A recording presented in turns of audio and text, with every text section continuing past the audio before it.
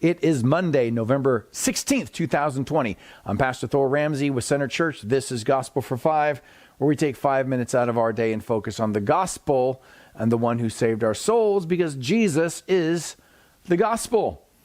So we've been going through Paul's letter to the Galatians line by line. Last week we ended up at the beginning of chapter 3, where Paul begins, "O foolish Galatians." Now, why are they foolish?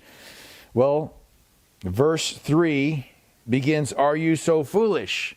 So within the span of 3 verses, he calls them foolish twice.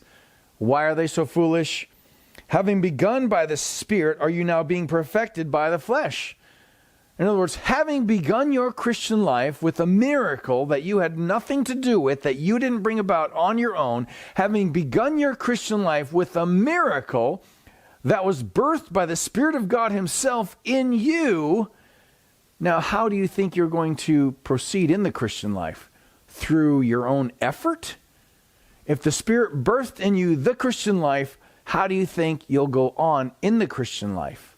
Is it going to switch now all of a sudden to works of the flesh by your own efforts? Did you suffer so many things in vain, if indeed it was in vain? Does He who supplies the Spirit to you and works miracles among you do so by works of the law or by hearing with faith? This is a really important point. I think this is a point so many of us need to hear. Does God who supplies the Spirit and works miracles among you, so how does God work miracles among any group of Christians? How does God bring about the miraculous in the life of the everyday Christian today? How does God bring about a church that reaches people with the gospel? How does God bring these things about? Does He who supplies the Spirit to you and works miracles among you, because if anyone is converted, it's a miracle, especially if you know the landscape we're living in today. Does He who supplies the Spirit to you and works miracles among you do so by works of the law? Is there some method you have to adhere to bring about revival, as Finney claimed there was? Well, this disputes everything Charles Finney taught about revival.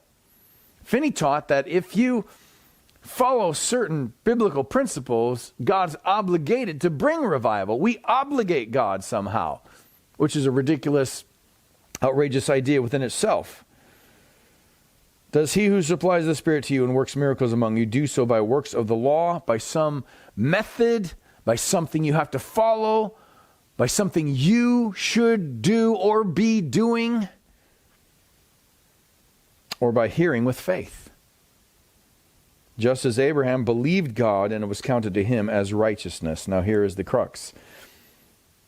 Abraham is pointed to as the example of saving faith. Abraham came before what? The law was given. So this, principle of salvation, I guess you could call it, this fact, this reality of salvation, that Abraham believed God and it was counted to him as righteousness. In other words, when Abraham believed, when he was hearing what God said and he believed it by faith, God counted Abraham's faith as righteousness. In other words, it's through that faith, it's through believing that God was going to do what He said He was do, that Abraham was declared not guilty before God, not by works of the law. It's the same thing Paul just said. We know that a person is not justified by works of the law, but through faith in Jesus Christ. Abraham believed what God said, which was what? Through your family line, all the nations on the face of the earth will be blessed. So Abraham believed God's promise of the future Messiah. He was saved by grace alone, through faith alone, in Christ alone. It was a future faith. Just as Abraham believed God and it was counted to him as righteousness. Again, justification. He was justified, in other words, by faith. That's just another way of saying justified by faith. Declared not guilty before God by faith. By hearing with faith. Abraham was declared not guilty. Abraham believed God and it was counted to him as righteousness. Does he who supplies the Spirit to you and works miracles among you do so by works of the law or by hearing with faith? And what has God said to you today? And what do you